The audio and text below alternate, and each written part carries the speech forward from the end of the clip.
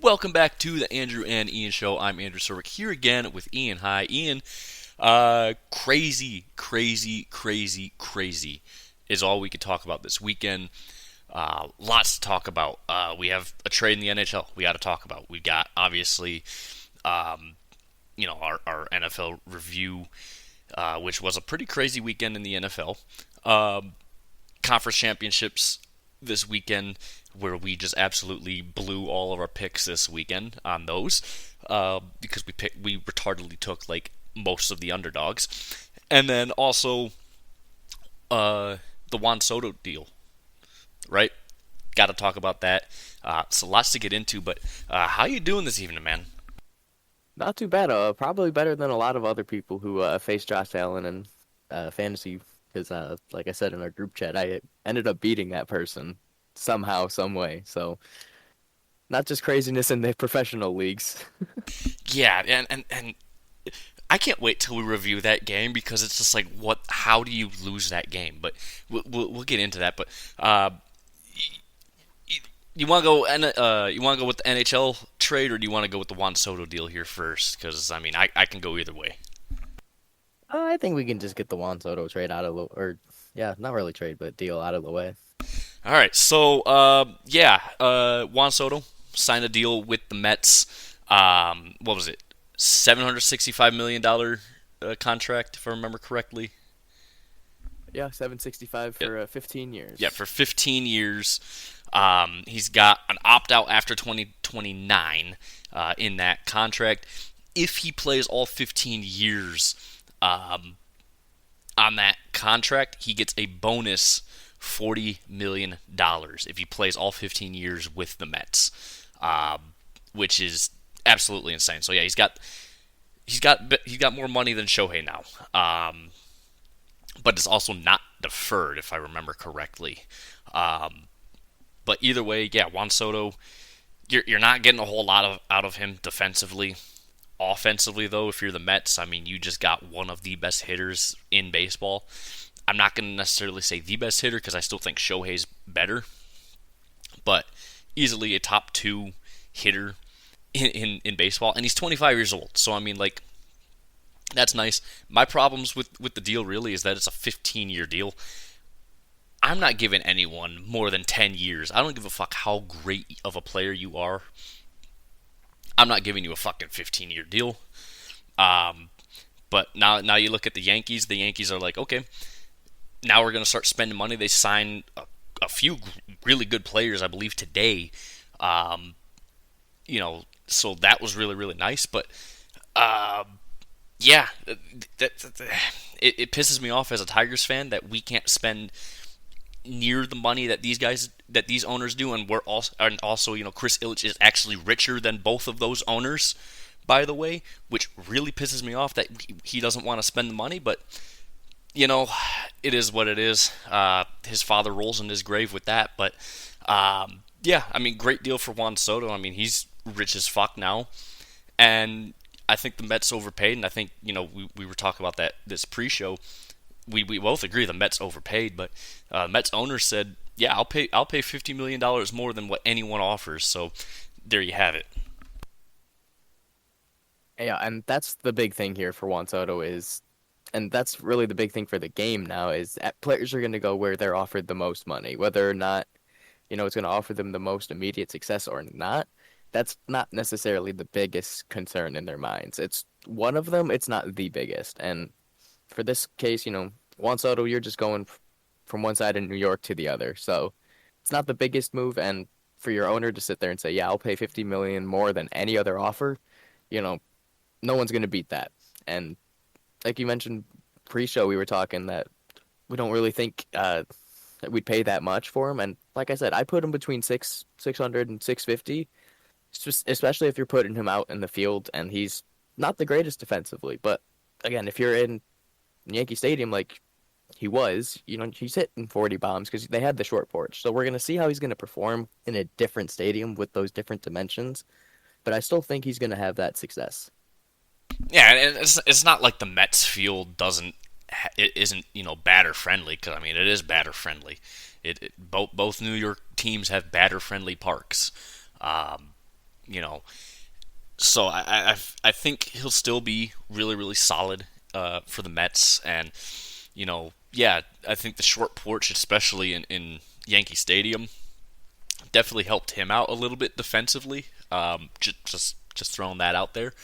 But yeah, I mean, look, he got paid. I would have given him a max of 700 million personally, but it's still way more money than Chris Ilitch will ever spend in his entire lifetime because he's a fucking cheap fuck. But I digress. Anyways, moving on over now, NHL.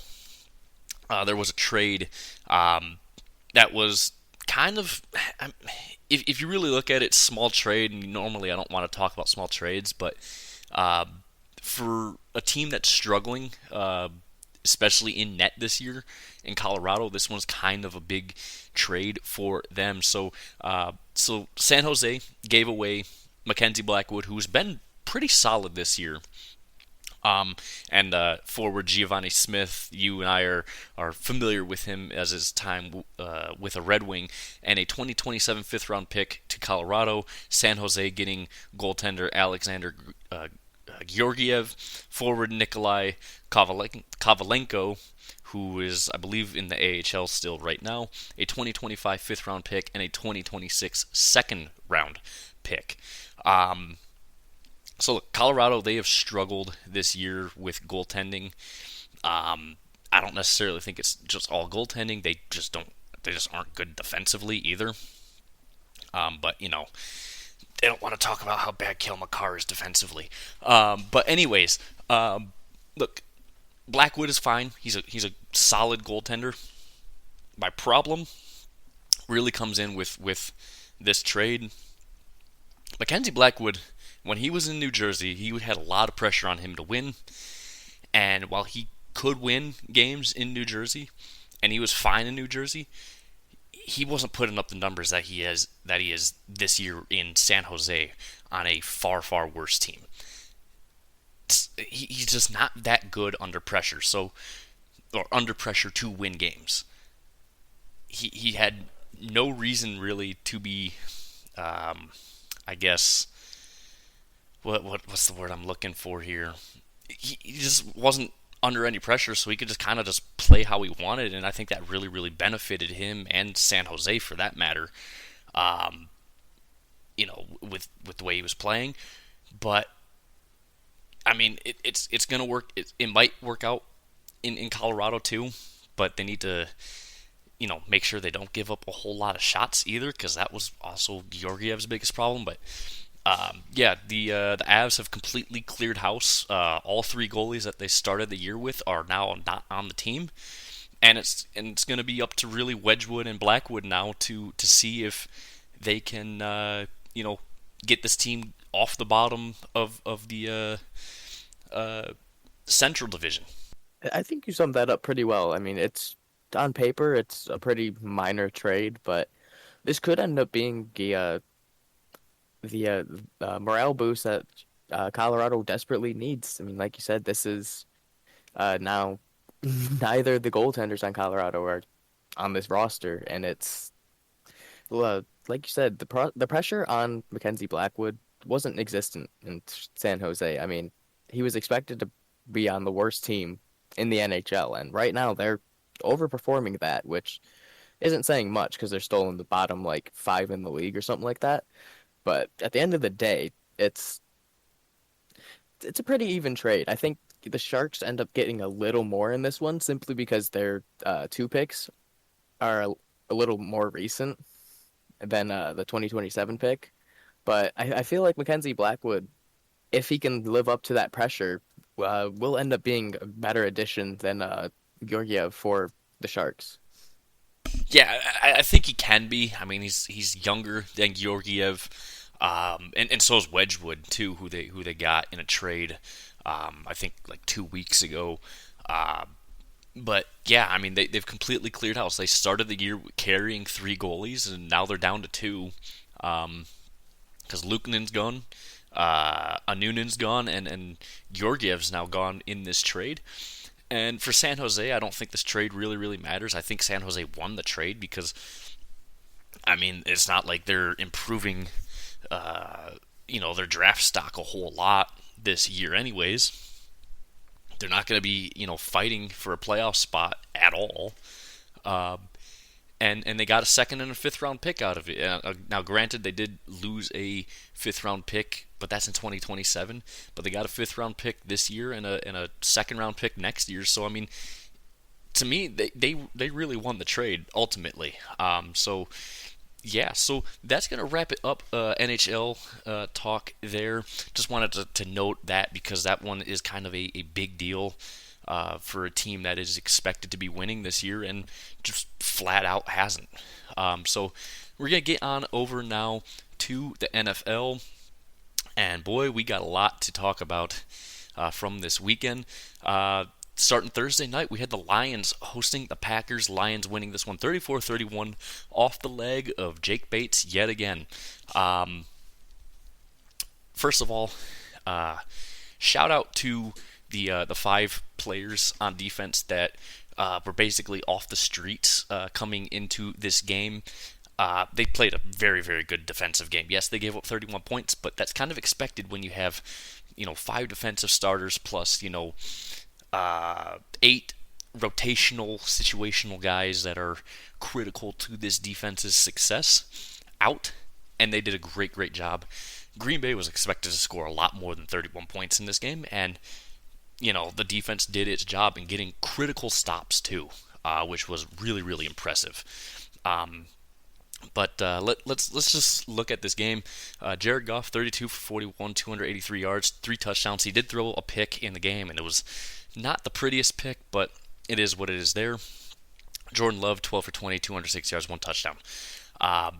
Yeah, Lions, they were 4 for 5 on fourth down conversions in this game, and one that was, it was a questionable call.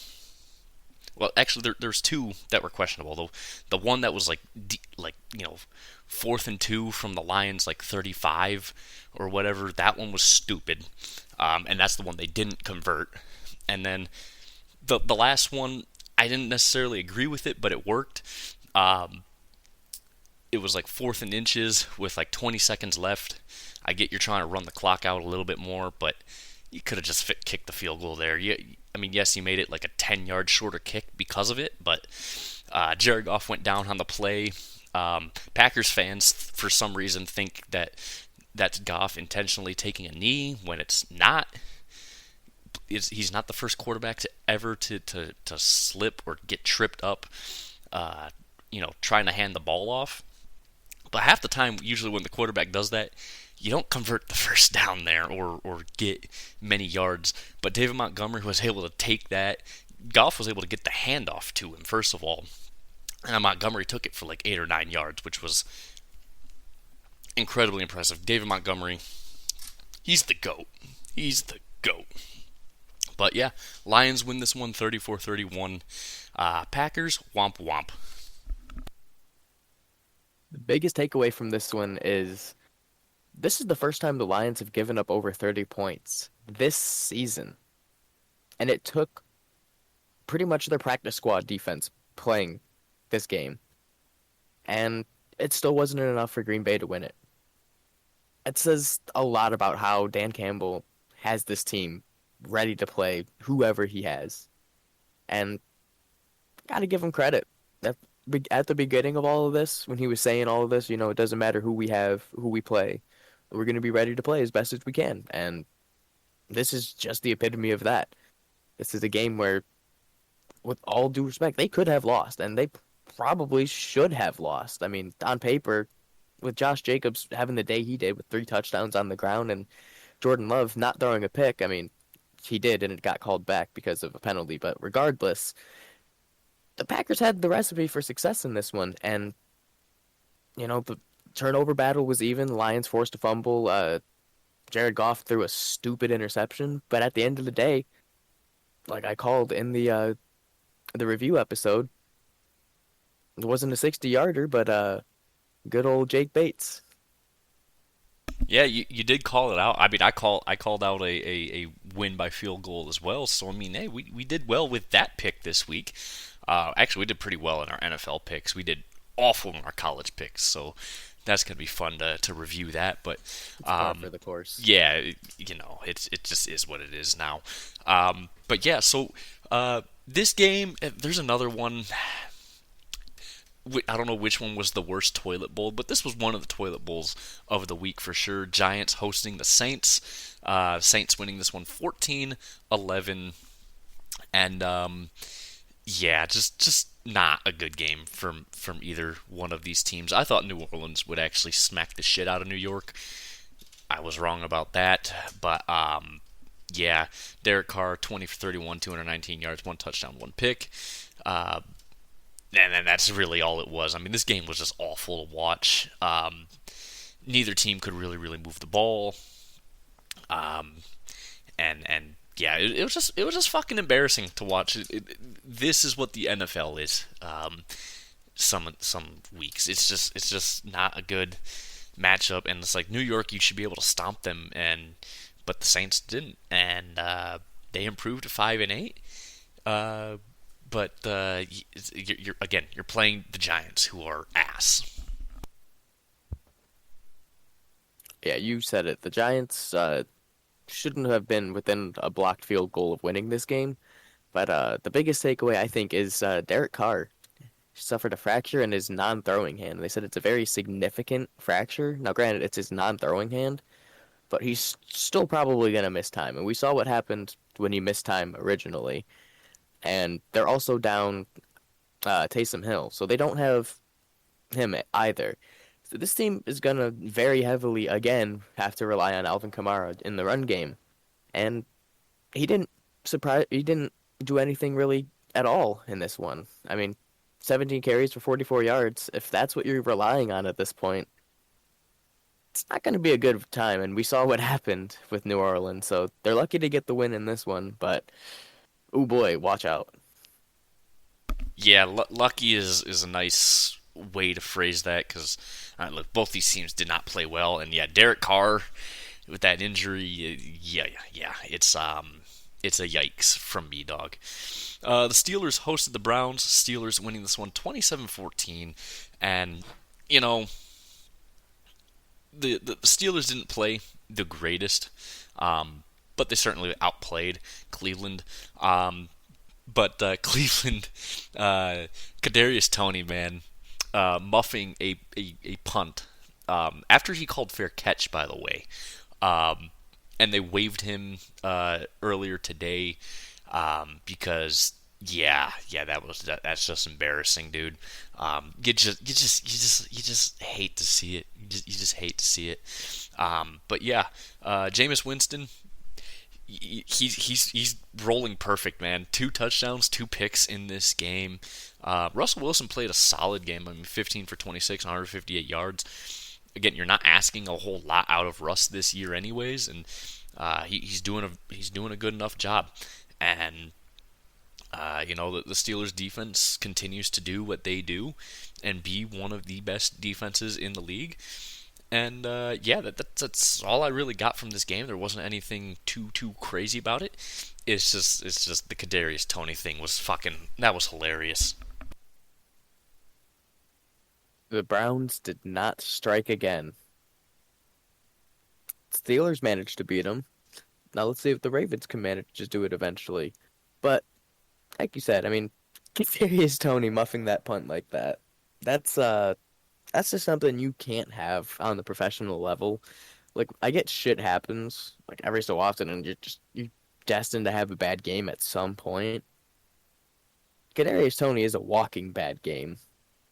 Like, he single-handedly lost games for Kansas City last year, and I wouldn't say he single-handedly lost this one for the Browns this week, but muffing a punt like that certainly doesn't help. And the Browns weren't going anywhere anyway. But now that they're 3-10, they're kind of competing for that top pick. And barring the Giants getting another win, it's going to be pretty hard to do, or the Raiders. But they're in the mix. But you're just having more pressure put on your front office by Jameis Winston, because you have Deshaun Watson coming back next year. Do you ride him out, or do you buy him out and go with Jameis Winston, who is visibly an upgrade, but it's still not enough? Yeah, and that's the big question, right? Is do you or do you not uh, do that? But anyways, the Vikings host the Falcons. The Vikings winning this one 42-21. And this was a close game up until the fourth quarter. It was 21-21 going into that fourth quarter. And then Sam Darnold decided to wake up out of nowhere and, uh, you know, threw for two touchdowns in that quarter alone, throwing five touchdowns in the entire game, 22 for 28, 347, five touchdowns for him. And Kirk Cousins back in Atlanta, or not in Atlanta, back in Minneapolis. He had an embarrassing game coming back to the team that he left, the city that he left. 23 for 37, 344 yards, two picks, no touchdowns at all. Uh, you know, Atlanta let Bijan cook in this game. He had a very solid game for them, 22 carries, 92 yards, and a touchdown. But ultimately, Atlanta just that fourth quarter was just abysmal from them, both offensively and defensively, and that ultimately led to a Vikings victory. Yet another week where Kirk Cousins' interceptions late doomed them from this game. I mean, like you said, third quarter, this was 21-21 at the end. And now Kirk Cousins starts, doing his thing, throwing picks, just like the Chargers game. That led to them losing this game. And now, granted, Sam Darnold throwing five touchdowns is something that you never want to see on your defense. And we know the Vikings have a good offense. We know Justin Jefferson is one of, if not the best wide receiver in the league. And Jordan Addison is showing now that he's really, really good. And it's just something that for Atlanta, now I believe they are not in the lead of the NFC South anymore. And That is it's correct.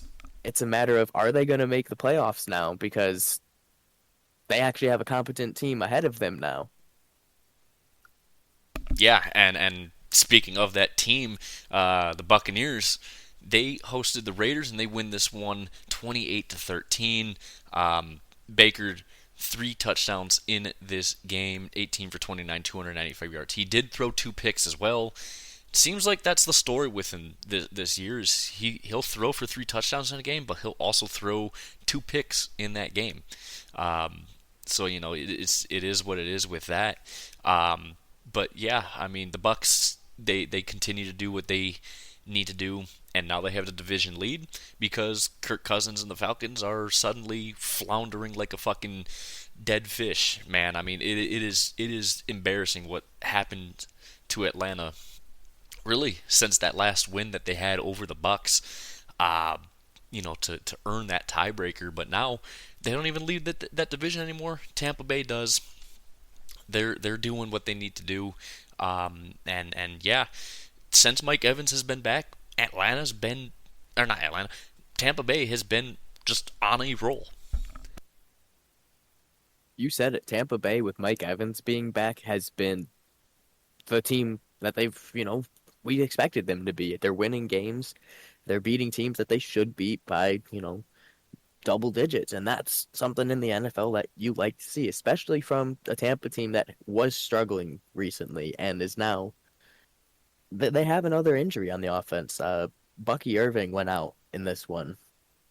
And granted, Rashad White and Sean Tucker filling in for these backs that have been injured throughout the year for Tampa, we know they can ball out. But at the end of the day, it's getting to the point where you make the playoffs and you get players that are getting injured late and late. They're not going to be back in time for the playoffs, depending on the injury. So it's something you're going to have to monitor. But it's a good win for the Bucks, and they're back in the lead for the NFC South. Yeah, it's crazy. Atlanta still has the tiebreaker over them, having won the season series. Um, but if Atlanta keeps playing this way and the Bucks just keep doing what they need to do, and that's just win games, Atlanta's not going to make the playoffs. Philly hosted Carolina. Philly winning this one 22-16. Yeah, this was it was kind of funny watching Eagles fans all this week talk about, oh, we're gonna we're gonna catch the Lions this week. You know, oh, the Lions aren't that good. We're gonna beat the shit out of Carolina. We're gonna prove, and then they fucking beat them 22-16, and it's like yeah, well, now your team's kind of gone back down to earth after playing extremely well over the last 3 or 4 weeks. They struggle against a bad Carolina team. Um, Jalen Hurts 14 for 21, 108 yards. Yes, he threw 2 touchdowns, but okay, 108 yards in the NFL ain't good. Saquon Barkley, good game from him. I mean, 20 carries, 124 yards, no touchdowns though scored for him. Carolina played pretty well, especially defensively. I thought Philly coming into this game was like, yeah, they'll probably beat the shit out of Carolina, at least with their offense, and their defense should be able to hold them to like under 10, and neither happened. Just Philly's defense didn't really play all too well, and yeah, that's about it. I mean, I would have expected Carolina to be held under 300 total yards of offense. It wasn't I mean, they were held to only 302, but they still outgained Philly by 10 yards in this game, which is insane to think about. And they controlled time of possession too, which is wild. So yeah, Philly struggling against Carolina. They get away with the win here. But again, going into that fourth quarter, Philly was also down 16-14. So kind of really makes you think. Yeah, it really does. And the biggest thing is, like you said, Jalen Hurts only threw for 108 yards on 14 attempts, or 14 completions and 21 attempts. That is terrible. And for an offense that has receivers like A.J. Brown and Devontae Smith, you cannot only manage 108 yards against the Carolina Panthers defense and expect to beat the teams at the top of the NFC, like the Vikings, like the Packers, like the Lions, even with that defense being depleted, because we saw they beat the Packers with that defense. So, and Philly played the Packers in week 1 and they played them close. So that's not filling me with confidence, knowing that their offense is running literally through Saquon Barkley and the ground game. And if you stop Saquon Barkley, you stop the Eagles, and they are very much the Baltimore Ravens of the NFC. You stop Derrick Henry, more often than not, the Ravens lose that game. Yeah, I mean, look, they're a good team.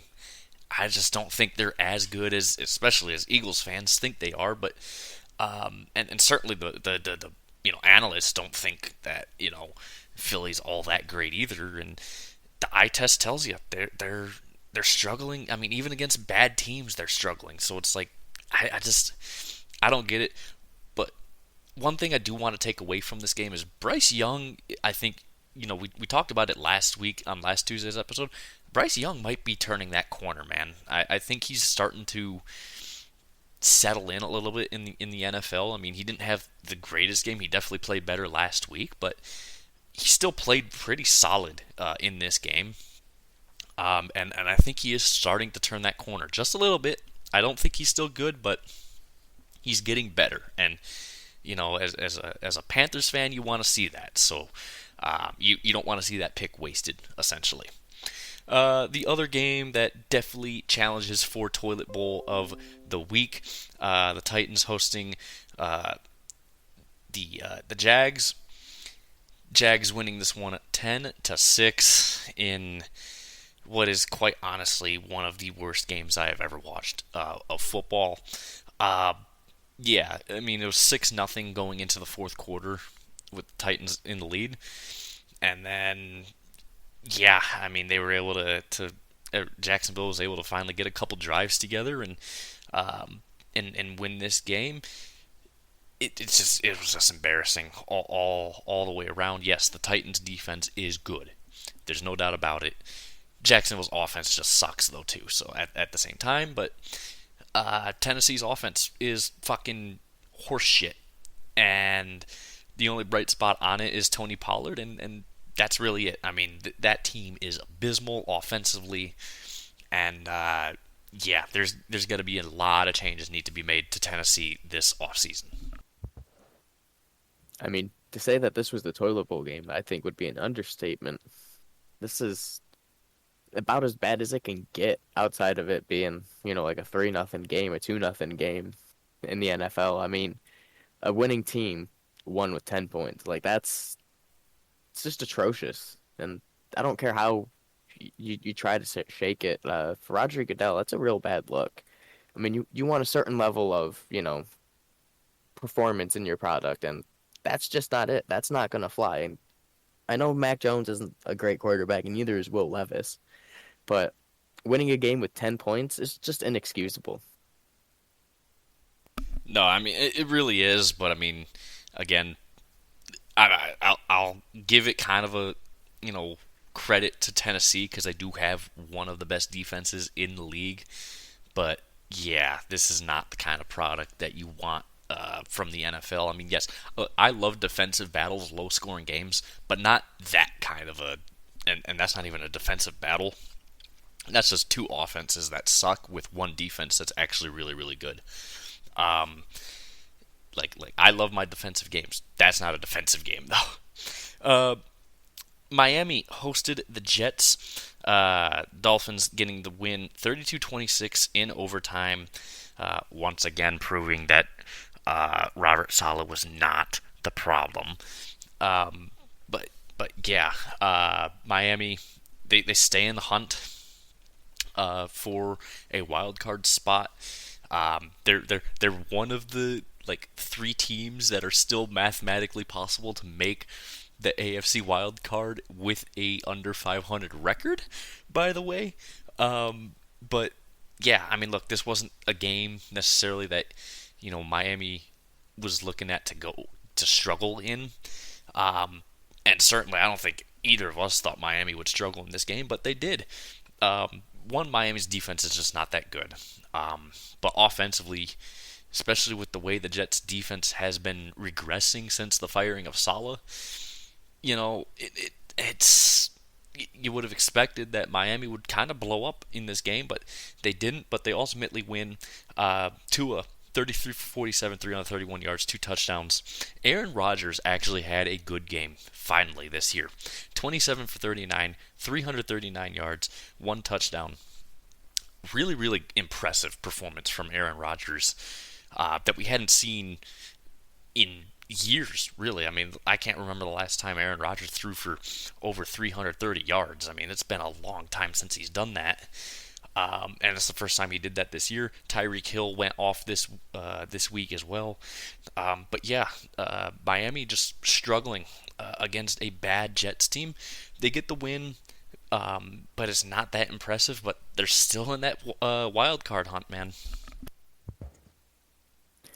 That's the one thing that Miami really cares about, right? Is they're still in that hunt for the playoff. Uh, it's a good divisional win. Them taking it or needing OT to win is it's a little concerning, and the concern is on the defensive side. We know that they can, ball out offensively. It's just we know that you can't take them on the road in the cold weather. And at the end of the day, this is a Dolphins team that if they want to make it to the playoffs, they have to either see the Broncos or Chargers lose more games, or the Ravens, and I just really don't see either. Now, I believe Denver and LA still have to play another game, and that's a divisional game. So having a tie in one of these games, especially that one, could lead to some chaos for Miami. But having to rely on other teams at this point is not a recipe for success. But winning this one is a good step to potentially making it. Yeah, so I just want to like kind of break down the scenario with the wild card situation. So LA and Denver are both 8-5. They sit the last two spots. Well, actually, Baltimore's also 8-5.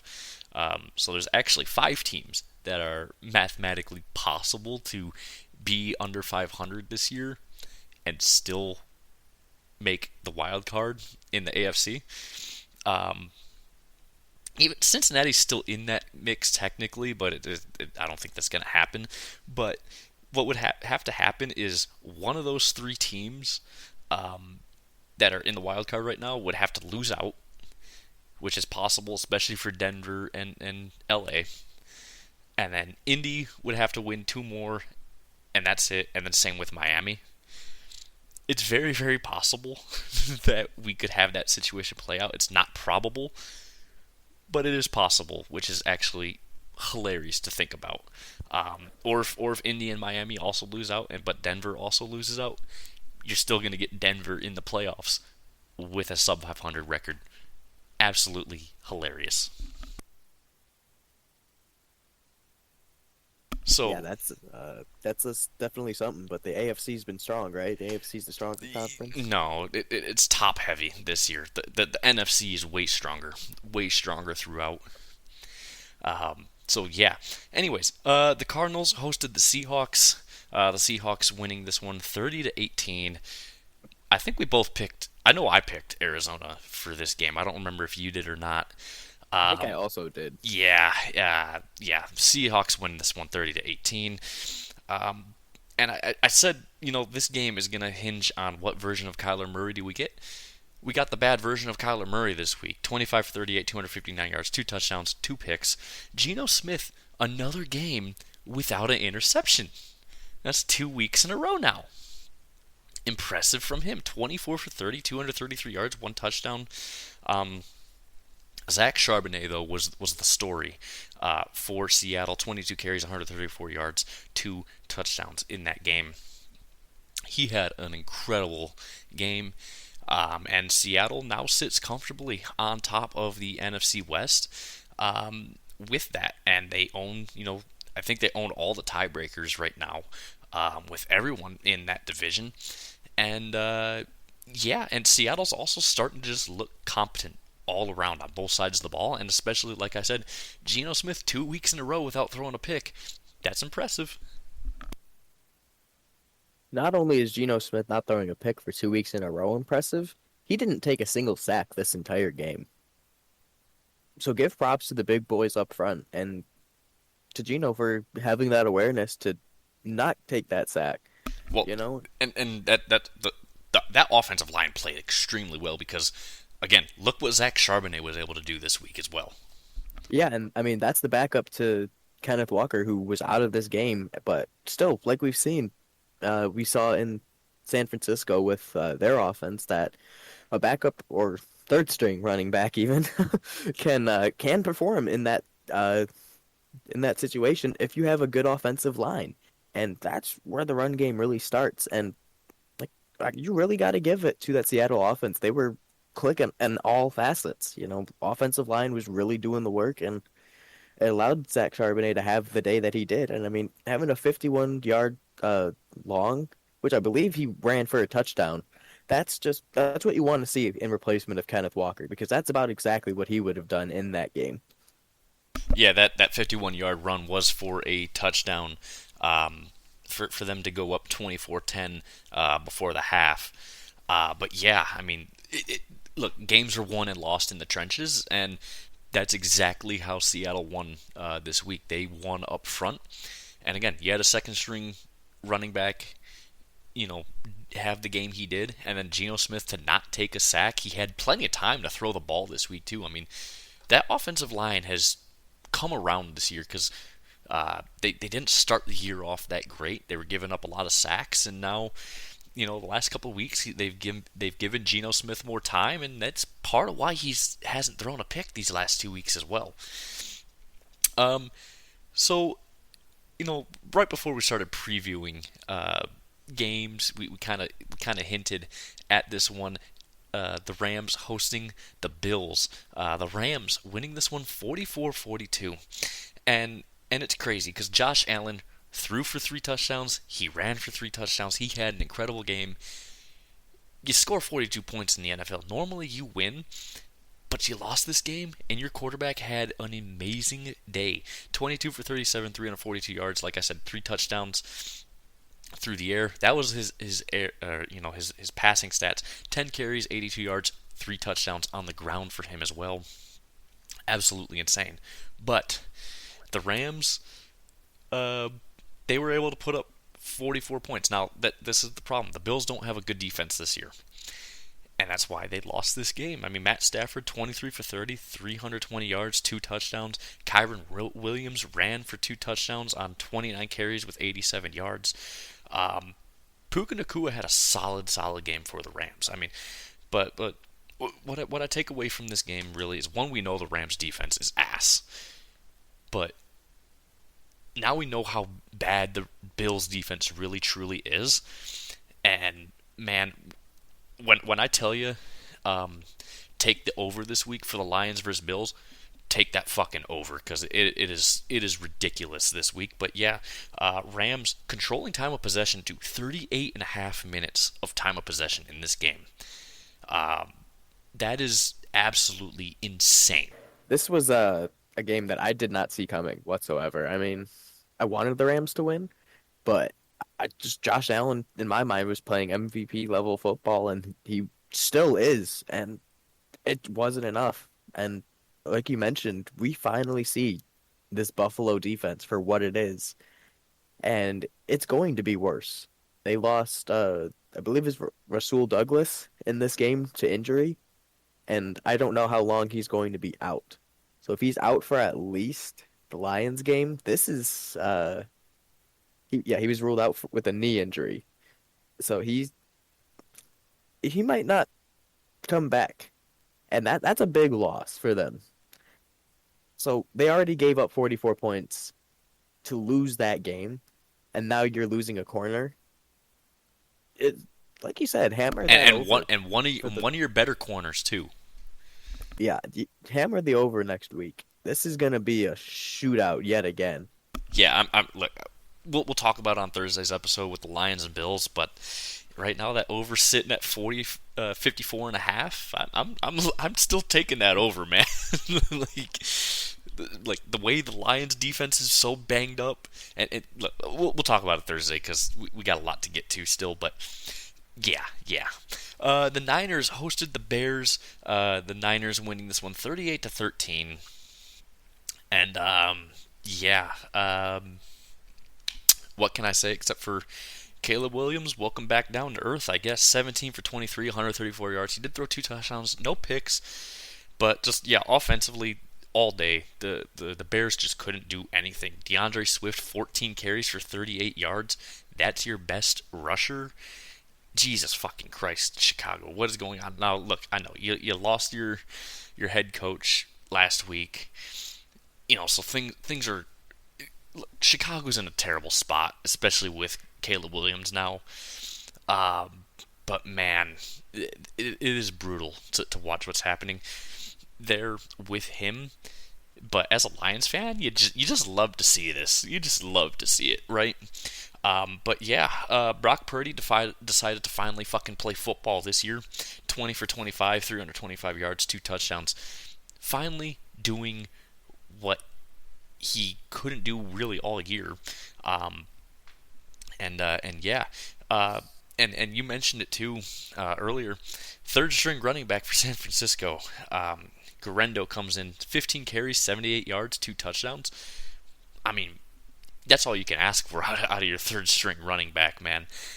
Solid performance from the Niners, who have been struggling offensively against a Bears defense that is supposed to be really, really good. That's just it, right? The Bears defense is supposedly really good, but their offense is just incompetent at best. I mean, I remember I sent the text in our group chat about how the Bears punter has more punting yards than Caleb Williams has passing yards, and Caleb Williams texted their punter after they drafted him that he wasn't going to be punting much, and it's just funny how that works out. But you got to really give credit to the 49ers, and Brock Purdy finally came to play, and with a third string running back getting only 15 carries, you kind of expect him to have more than just 25 attempts, but at the end of the day, that's all they really needed, and George Kittle really came to play ball. 6 receptions, 151 yards. Now, granted, he didn't get a touchdown, but at the end of the day, with the way the offense was playing for San Francisco, he was just there to pick up yards. Yeah, I mean, look, again, you're not expecting much out of your third string running back, but he fucking balled out for them, and he did everything they asked of him, and that's, I mean, that's kind of the nice thing about Kyle Shanahan's offense, anyways, is that you can plug and play players, like you really, really can, unless you're Trey Lance. Anyways, that's why you don't draft FCS QBs. Just saying. Anyways, the Chiefs hosted the Chargers. The Chiefs voodoo, dark magic, selling their souls to the devil. I don't know what the fuck. They win this one, 19-17, off of yet again a last-second field goal. I genuinely do not understand why you give Mahomes a chance to win games. Like, just you can't let him have a chance to win games. They settled for a 37-yard field goal with 4.5 minutes left, and I'm talking about the Chargers here. In my opinion, I would have just gone for it at that point, because now you can just at least let the Chiefs get downfield, hold them to a field goal, and then you give yourself a chance to win that game. Don't give Mahomes a chance to win the game, and they did. They doinked a 31-yard field goal to win, and yeah, that's all it is. I mean, the Chiefs are not good. Everyone knows the Chiefs are not good, but they keep finding ways to win games, and ultimately, that's all that matters in the NFL, if you win games. But the Chiefs, I don't think they are going to last long in the playoffs, because they can't score more than 20 points this year. So I just don't see how they're going to survive the playoffs long if they can't do that. And I think that's a very valid point. I mean, this is the Chargers defense that has come into this game as one of the better defenses in the league. And still, Kansas City with one of the better offenses in the league. They got Isaac Pacheco back, and you still can't score 20 points. You picked up DeAndre Hopkins from Tennessee, and you're still not scoring 20 points. This is a team and an offense that you know for a fact should just score 20 points from Patrick Mahomes, Travis Kelce, and DeAndre Hopkins alone. And they don't. It's a team that wins games with their defense, and other teams' stupid mistakes and or questionable calls or non-calls from the officials, or voodoo magic like a doink, you know, game-winning field goal. If that was any other team, if that was the Chargers lining up to take that field goal, it would have doinked out. You can almost all but guarantee it. And it's not just, because the Chiefs have that devil magic. It's, you know, it had a chance to probably go out. It just didn't. So Yeah, here they are. They're sitting 12-1. a 16th of an inch to the left, and it's out. Like, that's the margin of it. Or he gets the spin on the ball just wrong, and it hits the nose of the ball and bounces the other way instead. It's stuff like that. And if we could, instead of 12-1, if the things that the Chiefs that had go their way goes the other way, instead of 12-1, we could be sitting here talking about they're 5-7, 4-8, 5-8, and they're not in the playoffs. They're like the Bengals. Yeah, I mean, and that's where we're at with the Chiefs, right? Is like they could easily be a sub 500 team this year, the way that offense is performing. And like I said, yeah, they might get, the I mean, they pretty much have the one seed locked up now, unless they actually start to lose games here.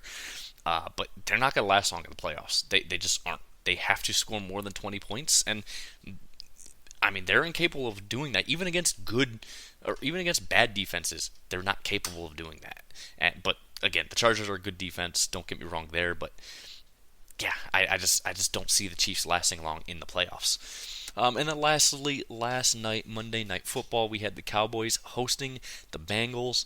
The Bengals win this one 27-20, off of a really a last-minute touchdown to Jamar Chase.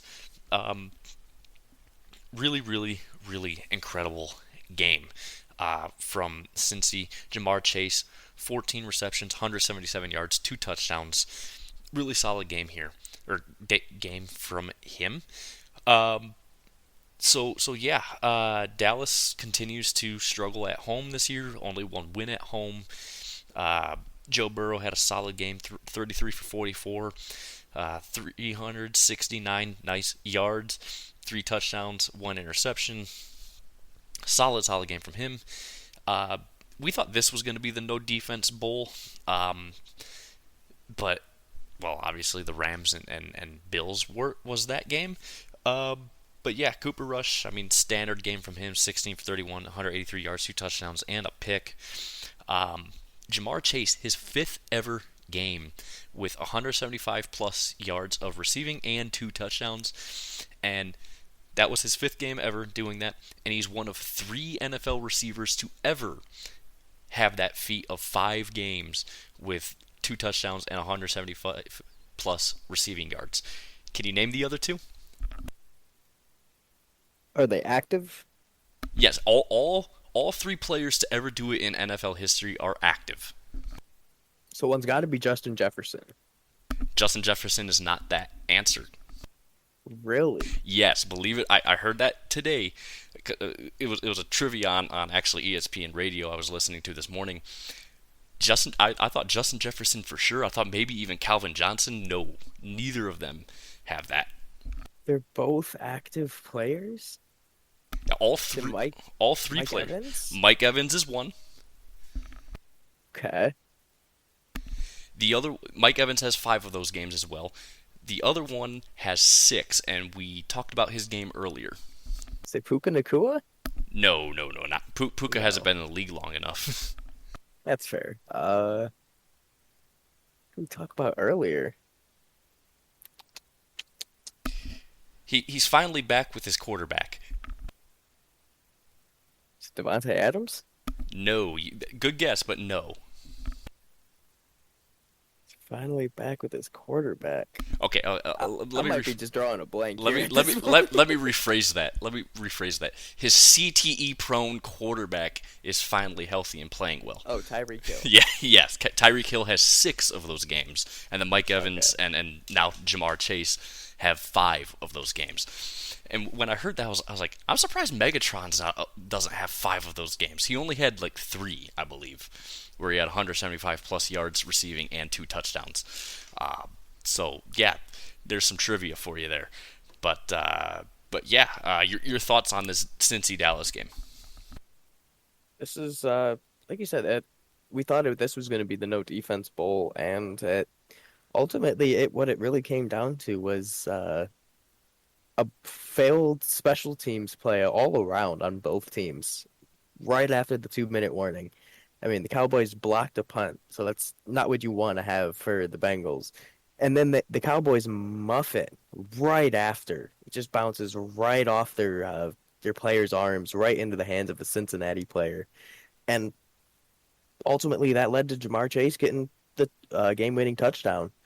And it's things like that where, one fluke here or there is enough to lose you a game like this. And now the Bengals are, I believe, 2-7 in one-score games this year. And if the Bengals were benefactors of, other certain things and, non-fluky plays, we could be talking about how they're in the Chiefs' position right now. And like I said, with the Chiefs, vice versa. And Dallas, though, it's about what we expected, par for the course for this season, at least, at home. I mean, Everly said they might have one chance to get a home win, and it was against New York, and they did that. And now, I don't know if they have a chance to get another win at home. Yeah, I don't think they do either. I mean, looking at their schedule, it's going to be tough for them, but they might. It's the NFL. Anything can happen in the NFL. That's why the spreads are the way they are. The thing is what happened with what happened in that game with 2 failed special teams plays. Um, you know, you could get by with that in college. You can't do that in the pros. Like you just cannot get by with that in the pros. So yeah, so that's gonna wrap up our NFL review. Now we're gonna head on over to college football, where we got quite a bit to talk about in uh, the conference championship weekend. And we're going to start Friday off. This was like one of our very few picks that we got correct this week.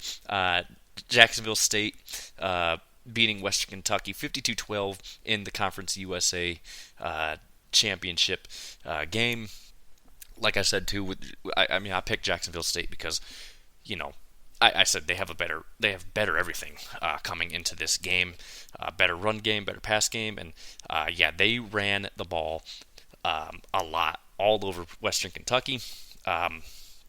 Their running back Stewart, 27 carries, 201 yards, 3 touchdowns. Really, really solid game from him. And their quarterback threw 11 for 15, 176 yards, 2 touchdowns. And yeah, just a complete blowout over Western Kentucky. Yeah, run game was dominant for Jacksonville State in this one. Not only did Trey Stewart run for 201 yards on 27 carries, but quarterback Tyler Huff ran the ball 23 times for 167 yards and a touchdown. So they had 4 touchdowns or 5 touchdowns on the ground. They added another one from Logan Smothers for 10 yards. So that's 5 rushing touchdowns, and they had 386 yards on the ground. This one, like we mentioned in the NFL, this one was won in the trenches, and Jacksonville State's O-line was doing the big work because, yeah, almost 400 yards rushing is just straight dominance. Yeah, I mean, they completely dominated up front, and I kind of called that out. I said, Jacksonville State's definitely going to fucking run all over them, and boy, I underestimated how much. I was like, yeah, I didn't call it out like on the podcast or anything, but I was like, yeah, they'll run them out, and oh boy, they fucking did. And this is where we start to fall apart immediately with our picks from this week. Number 10, Boise State. Number 20, UNLV Mountain West Championship. Boise State wins 21-7. We both picked UNLV to win. And yeah, UNLV just didn't show up. Their defense showed up offensively. They did not show up at all. But yeah, holding Boise State to 21 points. I mean, that's a solid outing from that UNLV defense. But their offense just did not come to play at all. And Boise's defense is not that good. But Boise State gets the win. Ashton Genty, 32 carries, 209 yards, and a touchdown in this game. You know, that's all you can ask for out of your Heisman level running back. And yeah, Boise State, you're in the playoffs. UNLV played this game on the hardest difficulty. Uh, you gave themselves, or they gave themselves 1 quarter to score points, and it was the fourth. You can't do that against most college teams, let alone a Boise State team whose only loss this season was to number 1 Oregon, and that was a very close game. So only giving yourself that fourth quarter to actually score points and play the game, it's not what you want to see offensively, and especially going into a bowl game now, and you're 10-3, so you had a good season, but that's not what you want to see. And you could have been in the playoffs instead of Boise State, but Boise State did what they had to do, and Ashton Genty may have just, sealed his Heisman. Yeah, he might have with that game. But yeah, UNLV, you got to be better offensively than that. And like I said, the offense for UNLV just did not show up. So yeah. And this is just where it keeps getting worse for us. Number 24 Army versus Tulane in the AAC Championship. Army returning back to form after a couple off weeks of not dump trucking people. Absolutely dump trucking Tulane. 35-14 final score. We both picked Tulane in this game. Yeah, Army just absolutely running all over this Tulane defense. And Tulane's offense just couldn't do anything offensively either in this game. They had 324 yards of total offense, but 2 key turnovers that really kept them out of this game. They started off the game really, really strong.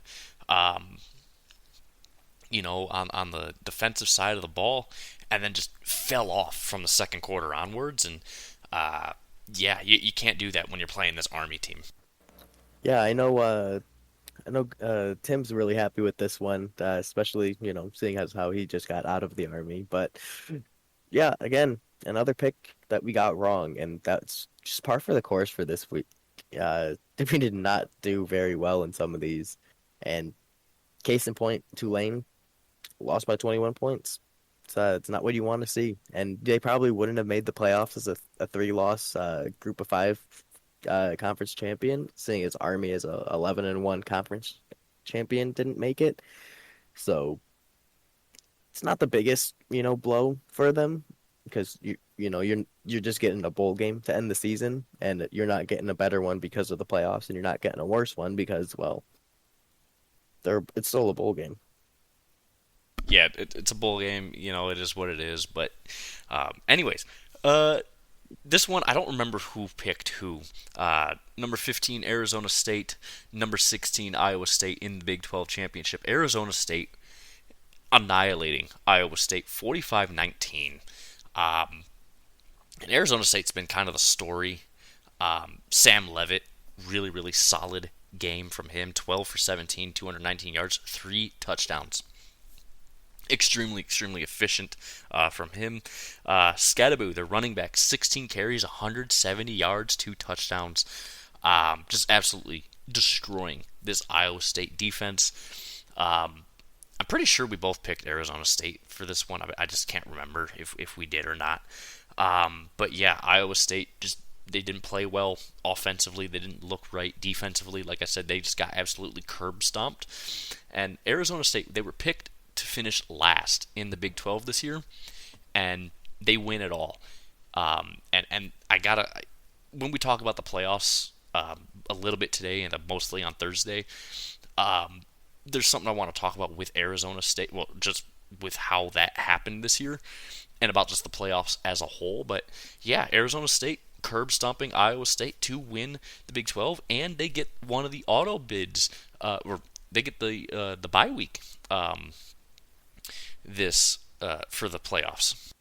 Yeah, I mean, what a game from Arizona State. Like you said, Sam Levitt and Cam Scadabo just putting the team on their back. And this game was over pretty much at halftime. I mean, it was 24-10, and Iowa State only managed 9 more points after that. And Arizona It State was in the fourth all quarter over too. them. They didn't score in the fourth quarter.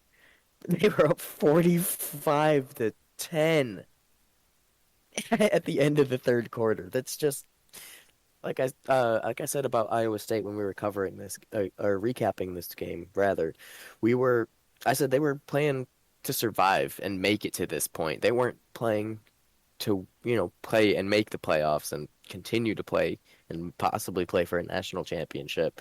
Now, do I think Arizona State can win a national championship? Probably not. But they were playing like the better team, and they wanted to not only make the playoffs, but make some noise in the playoffs. And they did just that. And like you said, they got the auto bye for that, which I think it is deserved because of what happened in some of the other conferences. Yeah, I think it is deserved that they got the bye week. I don't know. I don't like that Boise State got the bye week, but yeah, again, we could talk about all that on Thursday's episode. I do want to make a couple points about the playoffs tonight, but we'll talk about more playoffs on Thursday. MAC Championship, Miami of Ohio versus Ohio in Detroit. Ohio gets revenge from the regular season, 38-3 in this game.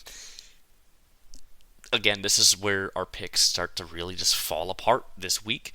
Yeah, Ohio just absolutely dominated this game.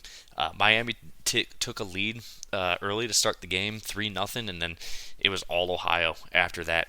And yeah, and it's not like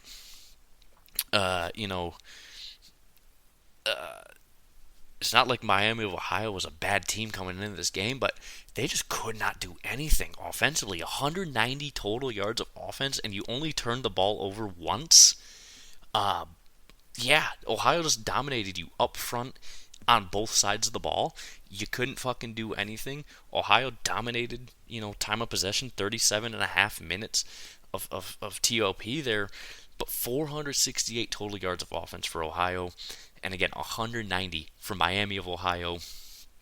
And, you look at the regular season game this year, it wasn't even close. Miami of Ohio dominated that game, and Ohio only came back in the fourth quarter to still lose 30-20. But I expected a lot, bigger of a fight from Miami of Ohio this week, and they just couldn't do anything. Yeah, you said it. Another game that we predicted wrong, and Ohio took it personally, I guess. They really wanted that win, and they wanted revenge from earlier in the season, and they got it. Uh, it's funny because not only did we both pick Miami of Ohio, but I think everyone on College Game Day, but Timothy Chalamet, picked Miami of Ohio. He picked Ohio to win that game, and then Ohio goes on to win 38-3. It's just wild. Absolutely wild. Sunbelt, uh, uh, Louisiana, Raging Cajuns versus Marshall. Marshall winning 31-3. We both picked Louisiana to win this game because one, I like those Raging Cajuns, man. They got some talented kids, but man, they could not fucking do anything either in this game. I mean, they certainly were able to do a lot more than what Miami of Ohio did this week, but still, Marshall 415 total yards of offense. Louisiana 256, and again, one turnover in this game, and that was to the losing team, 31-3. Marshall gets the win, and yeah, the game played out very, very, very similar to what the MAC championship did. Louisiana early, well, not early, but a mid first quarter 3-0 lead, and then Marshall just the rest of the way, just absolutely smothering everything Louisiana was able to do. And Marshall is your Sun Belt champion. They played a very, very solid game. They were able to run the ball very well. They were able to pass the ball very, very well. Their quarterback, 18 for 26, 193 yards, 2 touchdowns. And yeah, just complete dominance yet again. We picked big-time losers this week. Now that you say it, it does kind of look like the MAC championship a little bit. The team with the green logo won big and scored 30 points. The team Over with the team red in with the their red logo. logo lost and only scored 3 points in the first quarter. And they both took the lead initially as well. Yeah, so just goes to show that this is a weird game and anything can really happen. And Marshall and Ohio are both beneficiaries of that, and they're both their respective conference champions. Yeah, and both conference champions were underdogs going into those games as well, so there you fucking have it. ACC Championship, number 8 SMU versus number 17 Clemson. Clemson winning this one 34-31 on a last-second field goal to seal it. Look, first half, it was all Clemson. It was 24-7 at the half. You thought, okay, well, SMU was cooked, and Clemson's not even that good of a team this year. So is SMU really all that good? But SMU, second half, they showed a lot of fight, especially in that fourth quarter. They came into that fourth quarter down 31-14. They were able to get it tied back up with 16 seconds left. And you thought, okay, well, this one's headed for overtime. Nope. Clemson was able to get down the field. They had some time. They had, I believe, 1 or 2 timeouts left. I don't remember because I was kind of flipping back and forth between that game and the Big Ten championship game. So I don't remember exactly, but yeah, able to get down. Nolan Hauser, 56-yard field goal to win the game, and Clemson is your ACC champions. Klubnik, 24-41, 262 yards, 4 touchdowns. Jennings for SMU, 31 for 50, 304 yards, 3 touchdowns, 1 pick. Yeah, Clemson, I mean, they took their foot off the gas in the second half, but they woke the fuck up just in time to just be able to win this game. They get the auto bid, but they do not have a bye week in the playoffs. Yeah, we Clemson did everyone in college football a favor this week, or by winning this game. They got Alabama kicked out of the playoffs, and deservedly so. I mean, SMU might not have had the comparative, strength of schedule or strength of record that, you know, Alabama might have had. But at the end of the day, all of Alabama's losses came in conference, and they had a lot of games against, subpar teams. So it is what it is. And SMU, it's a two-loss team. I think what it ended up coming down to is they wanted, a two-loss team in the playoffs over a three-loss team. And a team that has two losses that went to their conference championship is better than a team with three losses that didn't. So it's not really a big concern for SMU because Clemson was a very good team that hadn't lost a game since they lost to Georgia for the longest time. And then they dropped a couple more games at the end there. But we knew Clemson had it in them, and they could have stolen a spot to go to the playoffs, and they did exactly that. And now they have to fight their way to potentially make a national championship, but they've got a rough road. Yeah, they definitely have a rough road. I mean, they got to play Texas this week, but I'm not too high on Texas either. Or not this week, but next week. But yeah, I'm not too high on Texas either. I mean, and we'll talk about it, but yeah, Texas just they don't really have a good offense right now. It's like put Arch Manning in, and you probably are a lot better offensively. But anyways, speaking of Texas, number 2 Texas, number 5 Georgia SEC championship game. Georgia wins this game 22-19. In great, just it was a good game. It just was a good game. It was hard fought. It was very, very emotional, but I know you picked Texas. I picked Georgia for this game. I wanted Texas to win. I just had a feeling Georgia would win. But look, the thing with Georgia is, and they are soft up front. They've been very bad against mobile QBs all year. Look at Jackson Dart and look at Jalen Milroe in those two losses that Georgia had this year, and they got lit up by both those quarterbacks. So I think they're going to struggle against Notre Dame because Notre Dame's going to beat Indiana in the playoffs. There's no question about that. But yeah, Georgia, they get the win in overtime. Carson Beck got injured. I mean, it looked like his arm basically fell off and it got ripped off. He's probably not even going to play in the playoff game unless he's able to get that elbow fixed. But I don't think that's going to happen because that is on his throwing arm as well. So you got to be careful with that, especially if you want to go to the NFL, Carson. But yeah, Texas just they couldn't do anything offensively, and Quinn Ewers, he can't run with that ankle. So I feel like that probably benefited Georgia, Ewers being injured with that ankle, because otherwise I think Ewers would have fucking been able to do a lot of things. But also, if you just would have used Arch Manning instead, Sark, you probably fucking end up winning this game. I'm just saying.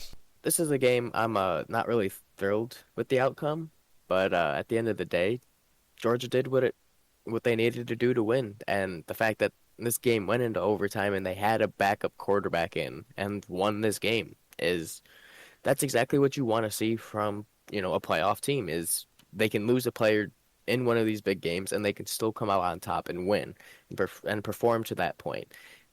Are they going to be able to win a playoff game with the backup quarterback? Probably not.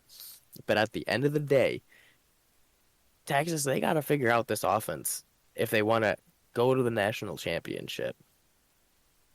Yeah, you know how you figure it out? You fucking play Arch Manning. That's all you have to do. Ewers is not going to get you far with that ankle being fucked up like it is, and I mean that's all it is. I mean, look, and Texas's offense hasn't been that great really all year, but ever since that ankle of Ewers went down a few weeks ago, they just haven't been the same offense this year, and that is troubling, and it's not going to help you in the playoffs. And then lastly, Big Ten championship game, number 1 Oregon, number 3 Penn State. Oregon wins 45-37. And yeah, look, Drew Aller, he came out and played. 20 for 39, 226 yards, 3 touchdowns. He did throw 2 picks. One wasn't really his fault. But, the other was definitely, and that was the one that kind of sealed Penn State's fate. trying to mount the comeback in the final few minutes to just get this game to overtime. But ultimately, James Franklin in a big game, losing. It's fucking typical. Oregon, first year in the conference, and they win the Big Ten. And they're the only team. Actually, no. Arizona State, first year in the Big 12, they won their conference as well. So, yeah, one of the two of the four teams that were in their new conference this year winning their conference as well. But Dylan Gabriel, incredible game from him. 22 for 32, 283 yards, 4 touchdowns. Tez Johnson had an awesome game, who had been really quiet the last few weeks for Oregon. 11 receptions, 181 yards, and a touchdown for him. Yeah. Look, there was a lot of bad, missed calls against Oregon in this game. It almost seemed like the refs wanted to have Oregon win this game because blatant holding calls that they're not calling. I mean, it was ridiculous, but you got to play through that if you're Penn State, and they just couldn't. They spotted Oregon a couple of bad, or good field position quite a few times in this game as well, and they kind of just beat themselves. But Oregon, they earn the number 1 spot, and they get rewarded with the hardest path to the playoffs. Got to give credit to the Pac-12. They had 2 teams go to new conferences and win. They had Arizona State do it to the Big 12. Now Oregon doing it in the Big 10. And granted, it was a little fishy with the officiating, but Oregon stands as the last undefeated team in the nation, and they're Big 10 champs. So they're really making their claim, and they have a tough draw, I would say, in the playoffs, just because of how the bracket's laid out, and I think it's laid out in a really dumb way. But at the end of the day, they did what they needed to do. They got the win, and Penn State, the offense did come to life finally. Your defense didn't hold one of the best offenses. Yeah, I think honestly, if the defense came to play, they would have won that game. But the defense just couldn't get a fucking stop, and I mean they were one of the best defenses in college football coming into this game, and they just did not show up. Like, the fact that you had one of the best linebackers in college football on your team, if you're Penn State, and you had him spying Dylan Gabriel all game long, you're gonna fucking fail. And they fucking did. They played way too conservatively on defense, and yeah, I just but yeah, Penn State loses that game, and yet they fucking get the easiest path to the finals, where Oregon wins, and they're the only undefeated team, and they get the hardest path to the finals. It doesn't make sense, and that's where I want to get. Really is, first of all, I don't like the 12-team playoff. I think 8 would have been just enough. I think because what you've done is you've watered down the field quite a bit in a year where I don't know if anyone's actually any good. I mean, Oregon, yeah, they're undefeated. They're the only undefeated team. But are they really that good either? I mean, they struggled at times against bad teams this year. And, they haven't played the greatest football all year, but they still, won every game. And it's like, there really is no good team this year. Like just the eye test does not tell you that any team is elite.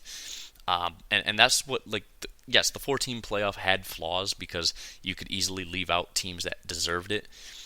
But I feel like 12 teams, you're just watering down the field a little bit too much. And I think that is a big problem with the 12-team format. I think 8 would have been fine, but this is just a precursor to them going to a 16-team playoff, and that's going to be even worse because now you're going to have teams that are 9-3 or even 8-4 in the playoffs when they move to a 16-team playoff, because damn well that's going to happen. And it feels watered down this year. I mean, look at all these matchups, right? You got Ohio State and Tennessee, I mean, that's not really that exciting of a matchup. I mean, because Tennessee's not that good. Ohio State is, I mean, again, not that good. Clemson, Texas, I mean, no one wants to watch that. That's not going to be a good game. SMU, Penn State, I mean, Penn State's going to blow out SMU. Notre Dame, Indiana, no one wants to watch that either. And then you have Penn State, Boise State, another, again, blowout win. Notre Dame, Georgia is not going to be that good. I mean, it might be the best game of the playoff, but that's about it. And then you have either Tennessee or Ohio State versus Oregon. Again, not that impressive of a game to me. And then either Clemson or Texas versus Arizona State. Again, not like none of these matchups are that impressive. And I think that's a big problem. But also just the way it is structured, they need to do reseeding. I think that's the biggest problem with the 12-team playoff. I think 12 teams is way too many because, again, you start getting into territory where you have teams that just aren't that good at all in the playoffs. They need to reseed. Again, Oregon went undefeated. Why do they have the toughest path? Yeah, that is my biggest issue with this is I feel like the committee really wanted to have Oregon, Ohio State. They were mad that they didn't get it, in the Big Ten championship because Michigan did the improbable, and because of how they did the layout of the bracket, now they have it.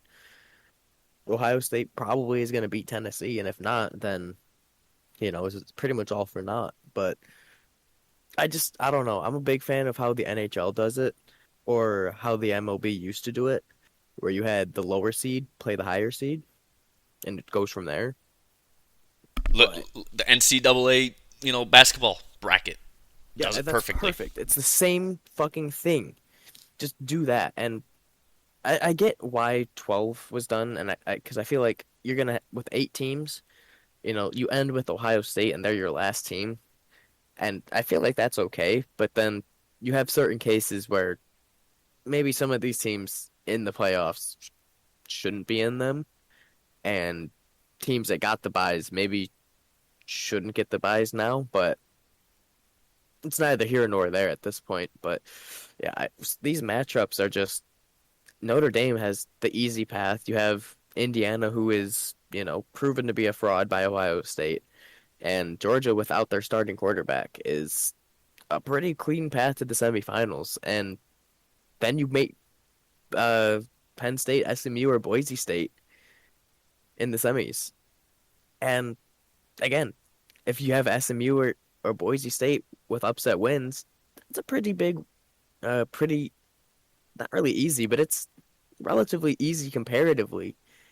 And next thing you know, Notre Dame's in the national championship, and then you have the number one team, Oregon, who's undefeated, just won the Big Ten their first year in, and now they have to play the matchup of the 8-9.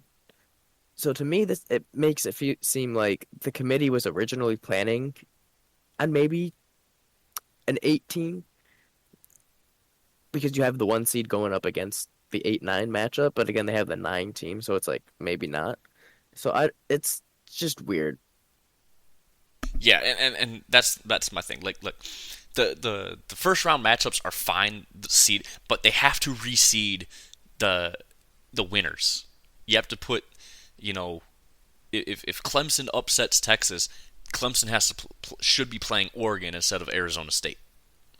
100%. And if Penn State beats SMU, which is more than likely, then you have Arizona playing Penn State. That again is how it should be, but it's not. You have to reseed after that first round. I mean, but that's not the way they're gonna do it, and it's stupid, but it is what it is. Like the first round is fine; it's set up perfectly, but you have to reseed. You have to reseed that second round, and then also you talked about it too with Bama. People are like, "Oh, Bama got shafted. They got the 2 seed, or they had a tougher strength of schedule than SMU or Penn State or Clemson or Notre Dame or Indiana or Boise State, whatever." It's like, okay, but you lost to two bad teams, okay? And they're like, well, we need to now they're saying like, oh well, we should just schedule really really bad teams because strength of schedule doesn't matter. Strength of schedule does matter, but wins and losses also matter. And the thing is you lost to two 6-6 teams in your conference, and that's what kept you out. You win one of those games, you're in. Like if you're Bama, you're in over SMU or Indiana even, I think, because of your strength of schedule. The only reason why you were still in consideration before the playoff bracket was announced was because of your strength of schedule. Now, I also think one, the SEC is not as good as it used to be. I mean, you can look at the data. The talent spread throughout the country is a lot less concentrated in the SEC than it has ever been. And NIL and Open Portal has definitely helped with that, kind of level the playing field out a little bit. But like if you look at the data, there are less 5 and 4 star recruits in the SEC this year than there were before NIL was a thing. A lot less 5 and 4 star players in the SEC. Look, the SEC is always going to out recruit, but here's another way to kind of show you that the SEC really isn't that dominant anymore and isn't going to be. There are 3 Big Ten teams in the top 10 for recruiting this year. And then there's also, I believe 2. Hold on, let me pull it up. Let me pull up those rankings real quick. So, yeah, let's see. There are, just 3 Big Ten teams in the top 10, and then the rest are SEC teams for recruiting this year. The Big Ten hasn't had 3 top 10 recruiting classes and the SEC has always had about 8 or 9 every single year. But this is the first time even Michigan in the last couple decades has had a top 10 recruiting class. Oregon finally has a top 10 recruiting class. Ohio State's usually that one that has a top 10 recruiting class out of the Big Ten. The SEC yes, they're always going to recruit well, but, it's just not as dominant as it used to be. And again, you could look at it just with this year's players. Look at all the 5-star and 4-star recruits that are out there right now, or former 5-star and 4-star recruits. It's a lot more spread out throughout the country, throughout the conferences. The SEC is just not nearly as dominant as it used to be, and I think people need to start realizing that as well. That the SEC is not the juggernaut that it used to be. Not only can you look at the players, like you said, you can look at the playoffs this year. How many SEC teams do you have? 3. 2. 3? Yeah. 3. Tennessee. Sorry, Yeah. Forgot about them. Yeah. You have 3. You have 4 Big Ten teams. Yeah. When is the last time you had more Enough Big said. Ten teams in the SEC in the playoffs? Never. You've always either had 2 Big Ten teams or 2 SEC teams, or 2 SEC teams and 1 Big Ten team. Yeah, and also, I mean, look at... Now, I know this is kind of a bad example because both those teams really, really, really fell off this year with Michigan and Washington, but you had a Big Ten team beat an SEC team in the playoffs last year, and then you had basically a de facto Big Ten team and a de facto SEC team in Washington and Texas play against each other, and Washington won that game. And then obviously you had basically a Big Ten team versus a de facto Big Ten team facing off against each other in the national championship. Now, yes, again, you can look at strength of schedules, but I think a problem with the strength of schedule is a lot of people still think this is the SEC of 5 years ago before NIL. It's not. Yes, Indiana didn't play anyone this year, but part of making the playoffs, you have to win the games on your schedule. And while Bama had a tougher schedule, I mean they definitely did, Indiana still won the games on their schedule. They only lost 1, and they didn't lose to a bad team. Alabama lost to 2 bad teams, a bad Vanderbilt team and and they got blown out by a bad Oklahoma team. Their only good loss was Tennessee, and even that, Tennessee's not even that good of a team. But that's the thing with college football. For one, it's diluted now. It is not. No one's that good. The talent spread in the SEC is not as concentrated as it was, before NIL, and you're seeing that in recruiting. You're seeing that, with the way, uh, you know, teams have played this year. I mean, the SEC is not the juggernaut that people think it is anymore, and all these inbred Southerners on Twitter are still thinking that, oh, we're the SEC, we're the best. Like, yeah, okay, I will give you credit. The SEC is definitely a stronger conference than the Big Ten and the Big 12 and the ACC, but they aren't nearly as far behind as they think, or as you think they are, and the gap is closing. It really truly is.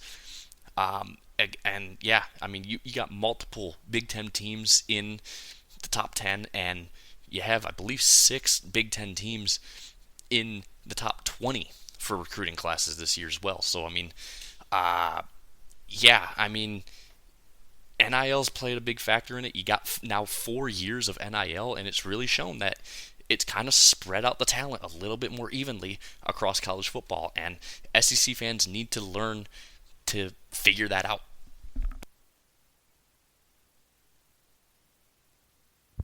Yeah, I mean, it's just the epitome of chaos. I mean, we just have weirdness all over, and even the committee decided, let's get in on it, right? Let's just do what we can. And I mean, next year with the NIL and recruiting, it's interesting because, like you've been saying, the SEC is not the conference that everyone thinks they are, and you might have a lot of recruits that decide, I'm going to flip my commitment after a year or two. And that's what you have with the NIL and the transfer portal and all of that, is they don't have the success that they want to when they initially commit. So they ditch after a year or two, and then the program gets successful after a while. And it's, you could have been part of that. So part of it is risk and reward, but, if the NIL continues, they're going to go where the money is, just like a lot of the professional sports. Yeah, and that's certainly the case. And yeah, looking just at the recruiting, top 25, you have 1, 2, 3, 4, 5, 6, 7, 8. Yeah, 8 teams in the top 25 are now Big Ten recruiting classes. That hasn't happened in a while. And like I said, 3 Big Ten teams in the top 10 hasn't happened in a very, very, very long time. Notre Dame's in there, in that top 25. You got quite a few ACC schools in there, including Florida State, Georgia Tech, Miami, and then Notre Dame has the 12th, rated class in the top 25. TCU is in the top 25, and then you have Wisconsin. Wisconsin has the 25th rated recruiting class this year. And again, NIL has a ton to do with this. And look, the SEC's still good. It's always going to out-recruit. It's way easier to sell kids on 75 and sunny than, 32 and snowing, right? But ultimately, these other conferences are getting stronger because of NIL. And that's the thing too. Look at Arizona State. No one picked them to win the Big 12 this year. They picked them to be dead last in the Big 12, and they come out. They get a ton of guys with NIL money through the portal, and they go out and they win the Big 12. And look, the Big 12 ain't that good, but again, there ain't really a good conference out there right now. I mean, realistically, it's a lot more level than a lot of people think it is, but look, we could talk about this more on Thursday, and I want to talk about this more because there's a lot I still want to talk about with the playoffs, but we're kind of running short on time here. So, yeah, Thursday, obviously, we'll preview the entire weekend for NFL, and then we'll have the Army-Navy game, which is actually going to be watchable this year. And then, yeah, we'll talk more playoffs as well. And any other major signings for MLB, we'll talk about that as well. And if they come up anyways by Thursday. So yeah, rate, review, subscribe, help us out. Let us know what you guys want to see more of. Follow us on Twitter or X at the Andrew and Ian Show. Check out our YouTube page as well. Thank you guys again so much for listening, and we will see you guys on Thursday.